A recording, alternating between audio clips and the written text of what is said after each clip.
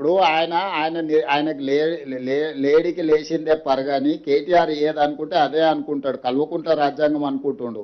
వాళ్ళ నాయన దిగిపోయి చాలా రోజులైంది, వాళ్ళ నాయన అర్థమై ఫామ్ హౌస్లో వండుకున్నాడని ఆయనకు అర్థమైతలేదు. ఈయన చెప్పింది నిజమైతే వాళ్ళ నాయన ఎందుకో స్టేట్మెంట్ ఇవ్వలేదు. ఒక మైనర్ గర్ల్కి అన్యాయం జరిగితే లీడర్ ఆఫ్ అపోజిషన్ ఎక్కడ పడుకుండు, ఏడ నిద్రపోతుండు? బయటకు వచ్చి మాట్లాడడానికి ఒకవేళ శక్తి లేకపోయినా ప్రెస్ నోట్ అయినా రిలీజ్ చేయాలి కదా. పార్టీ మీటింగ్లో పక్క పార్టీ వాడు వస్తేనో జగిత్యాల పోయేస్తాడు. కానీ ఇంత మేజర్ ఇన్సిడెంట్ రాష్ట్రంలో జరిగితే ప్రధాన ప్రతిపక్ష నాయకుడు ఎక్కడికి పోయిండు? స్పందించాడా? ఆయనకు బాధ్యత లేదా?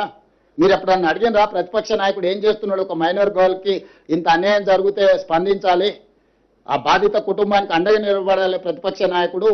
10 ఏళ్ళు ముఖ్యమంత్రి ఉన్న చంద్రశేఖరరావు అధికారం ఉంటేనే బయటకు వస్తావా, లేకపోతే ఫామ్ హౌస్లో పండుకుంటావా అని ఒక్కరన్నా మీరు అడగకపోతే ఆయన కాదు, ఆయన తరఫున ఒకళ్ళతో పుచ్చుకున్న బంట్రోతులు ఉంది కదా, బంట్రోతులన్నా అడగండి.